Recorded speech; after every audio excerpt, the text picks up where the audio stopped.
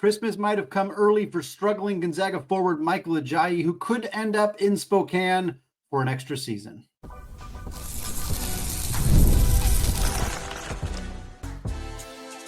You are Locked On Zags, your daily podcast on the Gonzaga Bulldogs. Part of the Locked On Podcast Network, your team every day. What is going on, y'all? Merry Christmas, happy Wednesday, and welcome into the Locked On Zags podcast, part of the Locked On Podcast Network, your team every day. I'm your host and longtime Gonzaga podcaster, Andy Patton, here to bring you news and updates on all things Zag athletics. Today's holiday episode of Locked On Zags is brought to you by Game Time. Folks, download the Game Time app, create an account, and use code LOCKEDONCollege, and you will get $20 off your first purchase.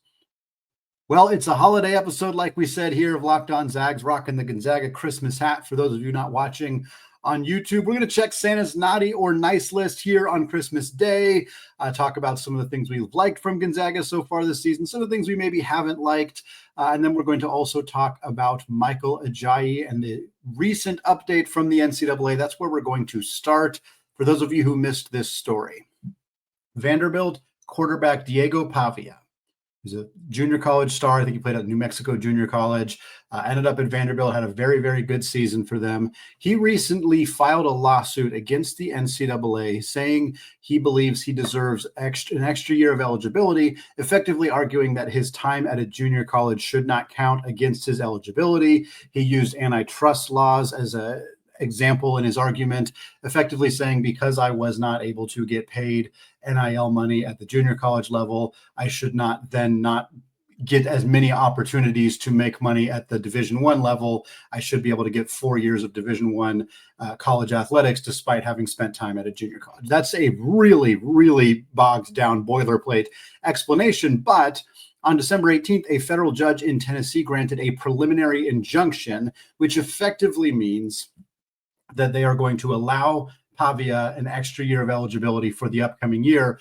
while they continue to litigate this conversation and come to a conclusion on what they want to do full-time permanently with junior college players and whether they will eventually get full-time 4 years of eligibility at the Division I level, regardless of whether they played in junior college.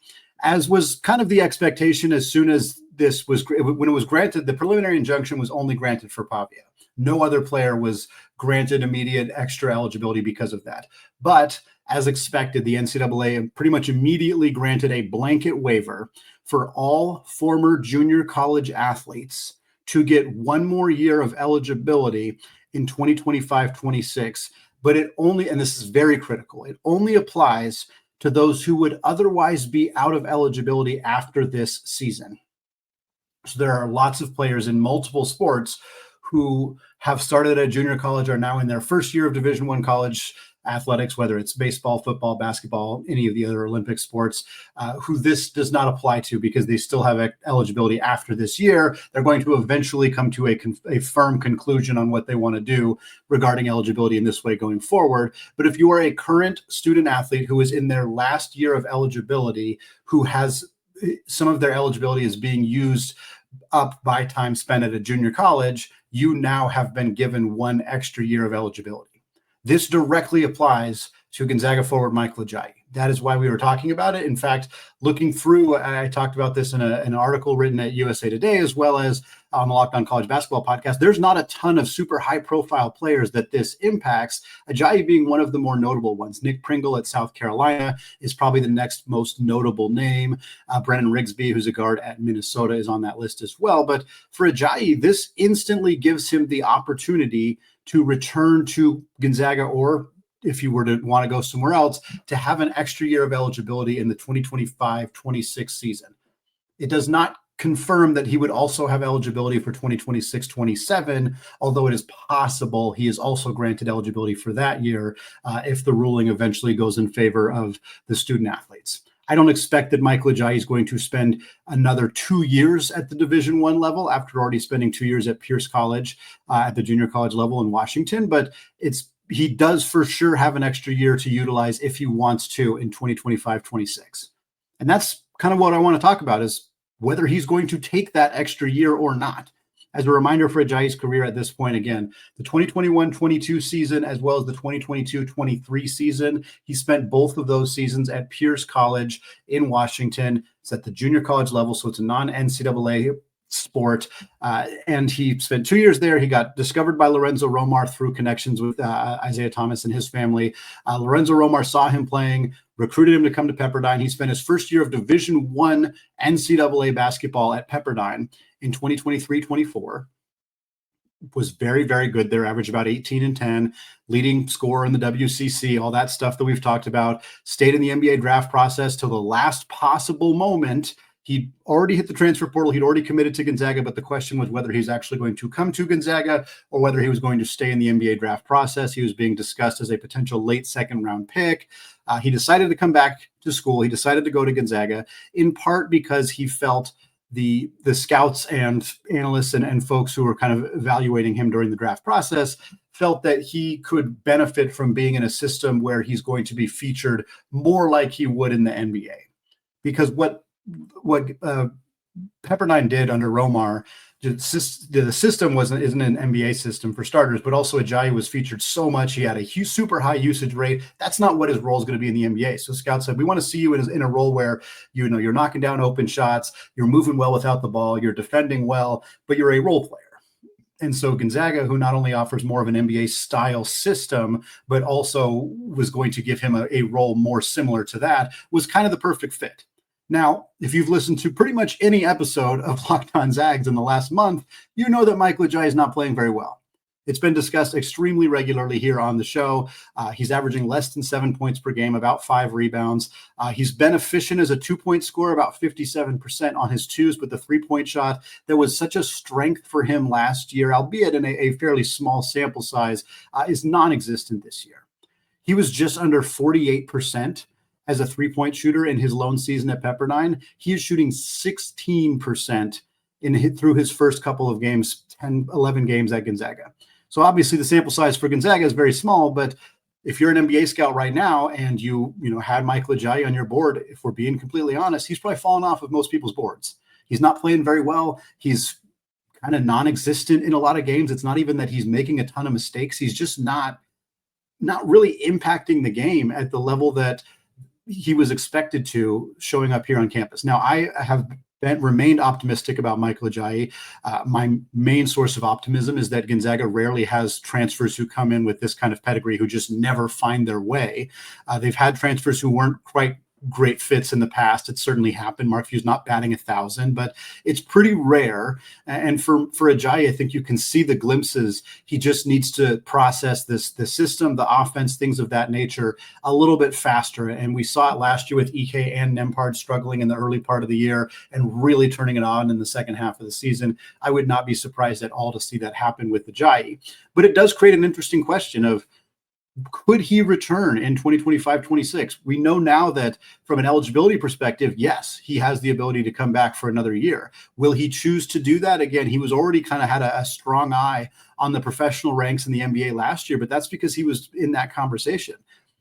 Depending on how the second half of the season goes, which is obviously the huge, part of this conversation that makes it hard for us to be able to actually answer the question. But if he is not in the NBA conversation at the end of the year, which is fairly plausible, even if he does have a strong second half, that 3-point shooting still kind of is below average. I could see him choosing to come back to Gonzaga because, again, we know Ben Gregg's gone. He's the only player in the front court that is guaranteed at this point, no doubt, not coming back to Gonzaga. He'll be out of eligibility at the end of this season. Graham Ike could come back, but there's a lot of the general consensus is that he probably will not, just because of how long he's already been at the college level. So there's two of your starting front court out the door, or at least your starting center, and then Ben Gregg, who's splitting minutes with Michael Ajayi right now. And then the entire backcourt is gone. Ryan Nembhard's gone. Nolan Hickman's gone. Caleb Battle is gone. So for Ajayi, he would take on a bigger role next year. Again, is that necessarily what he wants, what Michael wants, what Mark Few wants, what the NBA scouts want to see? Like, those are some of the questions that I think he's going to have to figure out. I think for Gonzaga, if they wanted to have him back, certainly the selling point is pretty simple. Hey, we'll build around we know Braden Smith's coming in to play the point guard position. We know Dusty and Braden are going to be big parts of the team. Innocente takes a leap. We're going to get Jalen Warley in the mix.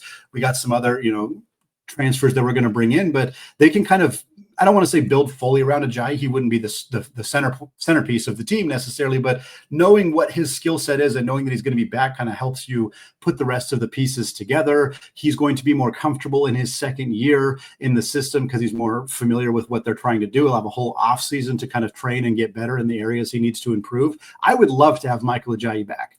But again, I wouldn't be surprised if he chooses not to come back, even if he continues to struggle this year. Maybe he chooses to transfer to somewhere else. Maybe he chooses to go the professional route, even if he's not going to get drafted and he looks for a chance to play in the G League or he goes overseas, whatever it may be. But it's definitely a big question that now hangs over this program for the rest of the year is what is Michael Ajayi going to do? Because the opportunity for him to return changes Gonzaga's offseason in a fairly significant way. I know right now, I imagine a lot of the fan base is maybe not thrilled about the idea of Ajayi potentially coming back. I think it could end up being fantastic, but certainly you want to see him take that leap in the second half of this year. If he continues to get better, improves, shows more comfort in the offense, and then decides he wants to come back, I think that there's a lot of optimism that could lead to a really big final season for him. But again, there's still a lot of season to be played left this year and a lot of questions to be answered. But as of right now, we do know that Michael Ajayi has the option to return to college basketball and return to Gonzaga for the 25-26 season. And whether he takes it or not, it's still a pretty nice Christmas present for Ajayi to now have some extra flexibility and the opportunity to continue to work on his game at a program like Gonzaga for an additional year. Well, folks, Santa Claus has come to town, and we're going to discuss his naughty or nice list for our Zags. All that coming up here in just a second. But first, folks, the college basketball season is here. Conference play is right around the corner, and there is nothing better than the atmosphere of a hoops game. The anticipation of what's about to happen, the energy of the crowd, the unexpected coming to life, Zombie Nation blasting through the speakers, and more. And folks, now Game Time has a new feature called Game Time Picks that makes getting tickets to see your favorite teams play live even easier. Game Time Picks filters out the fluff to show you only incredible deals on great seats so you don't have to waste your time searching through thousands of different tickets. And it's not just for basketball. They have tickets for concerts, for comedy shows, for theater as well. So whether it's Game Time's ticketing coverage, their lowest price guarantee, or the panoramic views from your seat in the app feature, Game Time has you covered. If you're still looking to get out to Gonzaga versus UCLA at the Intuit Dome on Saturday, 1 p.m. You can still get tickets to that game for $76 a piece on the terrace. You can also get a super deal where they have baseline tickets available for just $115 each. So folks, take the guesswork out of buying tickets with Game Time Picks. Download the Game Time app, create an account, and use code LOCKEDONCollege, and you'll get $20 off your first purchase. Again, create an account, redeem code LOCKEDONCollege for $20 off. Terms do apply. Download the Game Time app today. Last minute tickets, lowest prices, guaranteed. All right, folks, segment 2, still Andy Patton, still Locked On Zags podcast, still recording here, Christmas Day episode of Locked On Zags. And what we're going to do here in the second and final segment of the show is we got 2 things on our nice list, 2 things on our naughty list related to Gonzaga, things we've seen that we like, things we've seen that maybe we don't like. We're going to talk about them, what they might mean for this Gonzaga program going forward this season.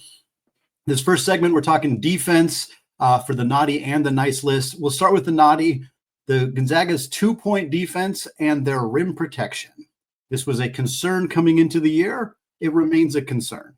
The Zags are not defending inside the 3-point line all that well this year. Now, it's a bit of a spoiler for what we're going to talk about on the nice side of things, but as of right now, using Ken Palm's data, Gonzaga opponents are shooting 51% on 2-pointers this year. That means Gonzaga ranks 181st in the country in 2-point defense. There are not very many good teams, at least not at the Power 5 level, that are behind Gonzaga. Now, there are some. I pulled a list of all of the Power Conference or WCC programs that are behind Gonzaga in 2-point defense in terms of opponent 2-point field goal percentage. And some of them are some of the weaker Power 5 teams. Virginia Tech, Syracuse, Miami are on here, Oklahoma State, Seton Hall, Iowa, who's never once been known for their defense. The only WCC teams on here are Pacific and Portland. We also have some pretty good teams. So it's not just bad teams. Interestingly, both Purdue and Marquette are on this list. Neither of them have the same level of rim protection they've had in the past. Obviously, Purdue loses Zach Edey. Marquette loses Oso Ighodaro. We also see Utah State, who's been one of the better teams in the league up to this point in the season. They're on here. Oklahoma, who remains undefeated, is on this list as well. So there's a bit of a mixed bag in regards to how successful these teams have been this season and how successful they're expected to be. But I think it's pretty clear that if you're giving up a pretty good above average percentage to the opposing team on 2-pointers, you have some things you need to work out. I will say for Gonzaga, part of the reason they end up lower on this list, even than like other WCC teams who I'm quite confident they are better defensively than, is because of the strength of their schedule. Many of the teams that end up higher on this list have played pretty cupcake schedules in the non-conference. They haven't played the caliber of opponents that Gonzaga has. Gonzaga just picked up two 20-plus point victories last week. Neither of them were spectacular performances, but if they'd played more teams like that, as opposed to the schedule that they've played up to this point with San Diego State and Arizona State and Baylor and Kentucky and UConn, if they'd played some easier teams, I'm quite confident they would be in a better spot on this list, but it's still not good. That's a caveat that I think is worth acknowledging about this, but they're still struggling. And unsurprisingly, when you compare the data on how opponents are shooting against them from 2-pointers to Gonzaga's block rate, you're going to see a lot of the same teams, a lot of the same kind of struggles in both those areas. Gonzaga's block rate, again, per KenPom, is 8.3%. That's 213th in the country. That means 212 teams in college basketball are better at generating blocks defensively than Gonzaga. They are 9th out of 11 teams in the WCC. Pacific and Portland are the same two teams behind them, just like they were behind them in that 2-point defense. It's not exactly the company you want to keep in the WCC. Some other power conference teams that are below Gonzaga in terms of block rate: Miami, Louisville, Villanova, Providence, Syracuse, Xavier, Virginia Tech, Purdue. They end up on here again. Wisconsin's on here, Oklahoma. So some decent teams, but for the most part, these are a lot of teams that haven't played well on the defensive end of the floor, haven't played well this season really at all in the cases of like Miami and Villanova and some of the others. But again, for Gonzaga, they're doing a lot of other good things well defensively, so it's kind of been masking the fact that this is an area of concern for them. But and the strength of schedule definitely matters as well. But it's still an area. Again, we talked about this before the season. Like they don't have Brandon Clark, they don't have a Chet Holmgren, they don't have that eraser who can help kind of mitigate any mistakes made by the backcourt or mistakes on switching screens. If guys are getting downhill and getting towards the rim, the Zags are having a hard time blocking those shots. They're having a hard time altering them enough to get misses as well. Nobody on this team has more than 9 blocks on the year. Braden Huff leads Gonzaga with 9 total blocks. Ben Gregg is next at 7. After that, you have Michael Ajayi with 5. Graham Ike has just 4. That's been an issue for him, as he's much more likely to commit a foul than generate a block shot. That is not great. Nolan Hickman and Ismaila Diani are at 3. Diani's played very few minutes to already have 3 blocks on the season. Innocente has 2, and then Battle, Nembhard, and Stromer each have 1. Obviously, you're not expecting a ton of block shots from your guards. It is interesting that Battle, Nembhard, and Stromer combined have the same number of block shots as Nolan Hickman. I don't know what that means. It's just kind of a wonky early season stat, but I think it's pretty clear that Gonzaga, I mean, again, for a reminder here, Chet Holmgren and Brandon Clark each blocked 117 shots in their season. So we're about a third of the way into the season. So just some quick math off the top of my head. Both those guys probably had somewhere between 35 and 40 block shots already in their respective seasons at Gonzaga. Nobody on the Zags right now has more than 10. They are not blocking shots. They are not defending the 2-point line nearly as well as they need to be. However, if we're looking at the nice list, Santa's nice list has Gonzaga's 3-point defense squarely in that conversation, as it should be. Gonzaga is one of the best 3-point defending teams in the entire country. In fact, according to KenPom, they're second. Opposing teams, 25.9% from 3 against them. The only team in the country that is holding opposing teams to a better 3-point or a worse 3-point percentage than the 25.9 for Gonzaga's opponents is Tennessee. Tennessee, who is widely considered the best or second best team in college basketball, probably the best defensive team in the country. Iowa State, Auburn, a few other teams are in that conversation, but this Tennessee team is elite on that end of the floor, and Gonzaga is the literal only team or the next best team at defending the 3-point line this season. Caleb Battle and Michael Ajayi, who have both not quite acclimated themselves offensively the way we would have liked them to, they have both been big contributors in this area. They are good perimeter defenders. They are good at fighting through screens. They are veteran, physical, strong guys who are keeping their defenders in front of them, getting hands and faces, preventing open looks. Dusty Stromer has improved dramatically in this area. And shout out to Ryan Nembhard and Nolan Hickman. They're both smaller guards. There's been a lot of conversation about their size and their ability to defend because of that. And they have both played a big role in Gonzaga's three-point defense being as good as it is. We also got to give a shout out to the bigs, give a shout out to Graham Ike and Braden Huff for improving as navigating the screens, hedging on those screens. Both of them have improved. The communication has improved. They're not giving up as many wide open three-pointers as they have in the past. And just to look through their schedule is phenomenal. The best three-point percentage any team has shot against them was Bucknell in the most recent game, and it was 32.3%. That's the best that any team has shot against Gonzaga from three this year. Some other notables: Baylor, 14.3%. Arizona State, 31%. San Diego State at home, 32%. West Virginia, 31.5%. Indiana, 22%. Davidson, 25%. Kentucky, one of the best three-point shooting teams in the country, 28%. UConn, 20.8%. 21% from three for UConn. Now, unfortunately, three of those games that we mentioned, Gonzaga did not win. So obviously it is not a direct result to victories for this Gonzaga team. But the fact that they are that good at defending the three-point line is why this team's defense is considered quite good this year, above average, better than they've been in the last couple of years historically, even though their rim protection, their two-point defense leaves a little bit desired. If they can find a way in the second half, and obviously quality of opponent will play a significant factor going forward this year, but if they can find a way to improve at preventing two-point shots, get better at rim protection, get better at avoiding fouls, do those things while keeping this three-point percentage in this ballpark. I don't know if it's going to stay under 26 all year, but keeping it well under 30, keeping it under 28 even, this team's going to continue to improve on that end of the floor and really be one of the better defensive teams in the entire country. Well, folks, the WCC has some quality wins, but Santa still has the league's premier non-Gonzaga programs on his naughty list. We're going to tell you why coming up here in just a second. But first, folks, get ready to tackle the college hoops action all season long with FanDuel, America's #1 sportsbook. Because right now, new customers can bet $5 and you'll get $250 in bonus bets if that first $5 bet wins. And the FanDuel Sportsbook app gives you everything you need to place live bets all in one place. So when you get a hunch in the middle of the game, you can check out the latest stats, view live play-by-play, and so much more, all on the same page where you place your bets. If you're looking to make a little wager on Christmas Day, we have a very few games going on with the Diamond Head Classic Championship on Christmas. Oregon State taking on Nebraska in the championship. The Beavers are 3.5-point underdogs. I really like the way Wayne Tinkle's team is playing right now. I'm not a huge fan of this Nebraska team, so give me the Beavers to cover that spread, potentially win this thing outright. FanDuel's got lines for both. You can check them out there. We got some lines coming your way in the next couple of days for that UCLA game as well. If you want to get on that action or any of the other action on FanDuel, just visit FanDuel.com to join today. As a reminder, you will get started with $250 in bonus bets if you win your first $5 bet. That's FanDuel.com, America's #1 sportsbook.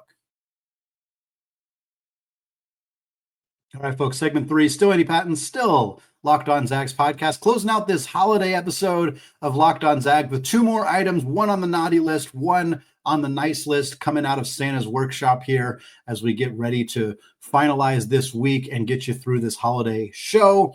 On our naughty list, we teased it there coming into the ad read. We're keeping the WCC, particularly the top half of the WCC, non-Gonzaga side, on the naughty list, because while we've seen some promise from the teams in this league, they haven't done enough collectively to really raise the profile of this conference in the way we hoped that the additions of Oregon State and Washington State potentially would. We felt very optimistic about San Francisco and Santa Clara coming into the year. St. Mary's, of course, always a borderline top 25 team. And right now, as the non-conference slate kind of wraps up, again, Oregon State's got a game later tonight, but for the most part, most of these teams are nearly, if not fully done with their non-conference slates. We're just not looking at a league that has that many contenders for at-large bids in the NCAA tournament. Using KenPom, the only other team in the top 40, the only team in the top 40 at KenPom in the WCC is Gonzaga. They're at 6th. There's only one other team in the top 50. That's St. Mary's at 44. Now they have a lot of teams in the top 75.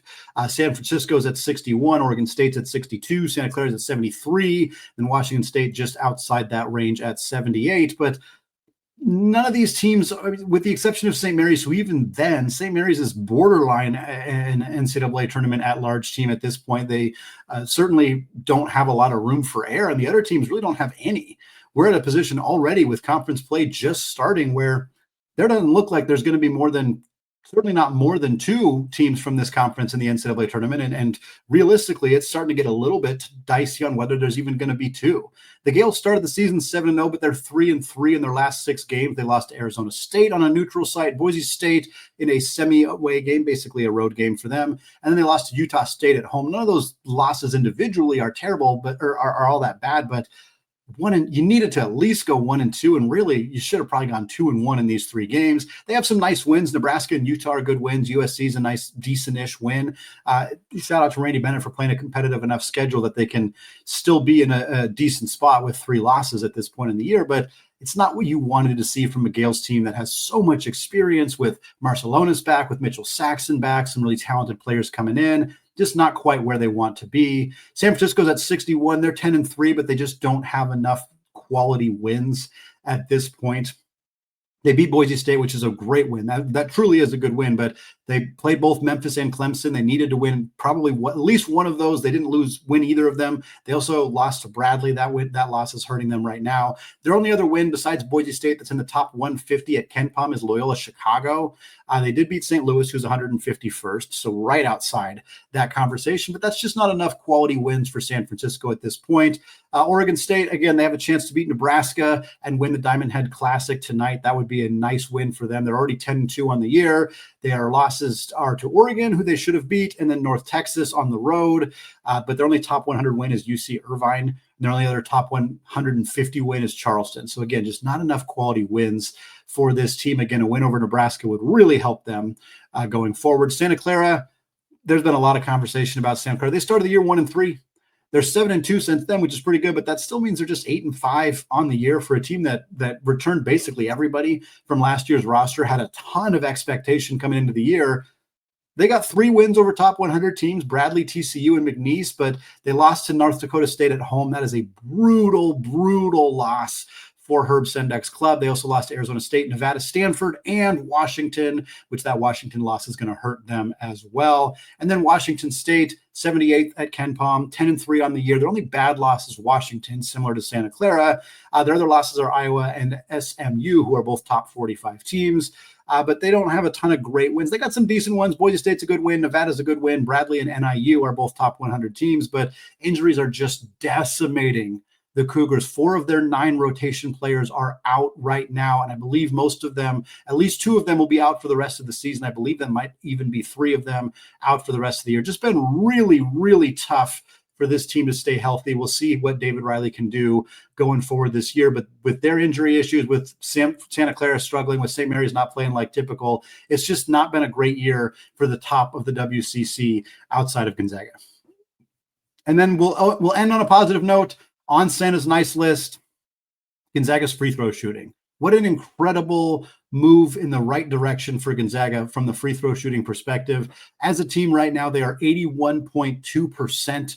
That is good for 7th in the country. Obviously, we're about a third of the way through the year, so this is going to fluctuate. It's going to change. But just to put this into some perspective, in the entire Mark Few era, where Gonzaga has been one of the best offensive teams on the planet, they have only finished top 10 in free throw shooting once. That was back in the 2005-2006 season with Derek Rivio and with Adam Morrison. That team was 3rd in the country. They shot 78.2%. Their last top 20 finish was back in 2018-19. They were 19th that season at 76.1%. So this team is typically not a bad free throw shooting team. They've had some years where they were actually just bad as a free throw shooting team, but typically they're average as a free throw shooting team, but they're rarely dominant. And at this point, so far, they have been dominant. They have 4 players who have attempted 40 or more free throws this season. All of them are over 75%. In fact, every single player in Gonzaga's rotation is over 75% on the season. The 4 players with that many attempts: Caleb Battle, 37 of 40 on the year. That's 97.5%. Ryan Nembhard, 39 of 45. That's 86.7%. Ben Gregg's 36 out of 43. That's 83.7%. And then Graham Ike's 52 out of 69. That's 75.4%. What's notable out of this is that Khalif Battle, it's not surprising he has the highest percentage. He is fourth on the team in free throw attempts. For those of you who recall some of the off-season podcasts where we talked about Khalif Battle's addition, you may recall that Battle made more free throws at Arkansas last year than Graham Ike attempted for Gonzaga last year by about 50. I believe the difference was 49, so I will reiterate that. Khalif Battle made 49 more free throws than Graham Ike attempted for Gonzaga last year. Ike was Gonzaga's leader in free throw attempts last year. So Battle was heads and shoulders ahead above everybody else. Now he's fourth on the team in attempts. There is some legitimacy to that being a Khalif Battle issue. There's some legitimacy to that being a Gonzaga's not utilizing him enough type issue. They're not letting him do what he's best at, get to the free throw line, get points that way. I think there is some legitimacy there, but I think it's also notable that Nembhard and Gregg and Ike have been getting to the line so much and have been so effective at doing so. Again, we're not going to fully litigate the Graham Ike Braden Huff conversation right now. We've had it quite a few times. They both played great in the last game. We'll see what happens going forward. But if you want to point to a specific thing that is very dramatically different between the two of them in their performances up to this point in the season, Braden Huff, again, they're playing about the same minutes. If they weren't playing the same total minutes on the season, this would be a very different conversation. But in roughly the same amount of playing time this season, Graham Ike has attempted 69 free throws. Braden Huff has attempted 12. That is a massive difference between the two of them. Massive difference. Huff's 83.3%, 10 of 12, tiny sample size. Ike's 75% on his free throw attempts. He is very, very good at drawing that contact and getting to the free throw line. We'd like to see him finish through contact a little bit more. I think Ike getting the bigs in foul trouble and then often going to the bench himself in foul trouble does allow Braden Huff to come in the game against either backup centers or against bigs who already have a couple of fouls on them, which I think allows him to be very efficient. I'm not saying that Braden Huff's success is only due to Graham Ike. That would be ridiculous. But I am saying that is an area that Ike impacts the game that maybe doesn't get as much attention, especially when looking at how dramatically different it is than what Huff is doing from the free throw line. So Huff's 10 of 12, Hickman's 4 of 4. He's only got 4 free throw attempts on the year. He is not somebody driving to the basket nearly as much as he's done in the past. Stromer's 8 of 10. Michael Ajayi is 15 of 20 at 75%. The fact that 15 of 20 for Michael Ajayi is the worst free throw percentage among Gonzaga's entire rotation is startling and a proof of how good this team has been in that specific area so far this season. Folks, that's going to wrap it up for me today on this holiday edition of Locked On Zags. I'm going to record a show on Thursday, the 26th, getting you all ready for the UCLA game. I'll probably just publish it on Thursday sometime in the afternoon. It'll serve as Thursday and Friday show, getting you ready for that big-time matchup against Mick Cronin and the Bruins on Saturday. So, folks, stick with us there. We're going to have a fantastic show. I hope you all have a fantastic holiday. For those of you who are celebrating, hopefully you got a chance to be with some friends, some family, getting some fun new Zag gear, things of that nature. I really appreciate those of you who are still making this show your first listen or first watch of the day here during the holiday season. I very much appreciate every single one of you. Thanks again, folks. And until next time, as always, have a happy holiday, a Merry Christmas, and go Zags.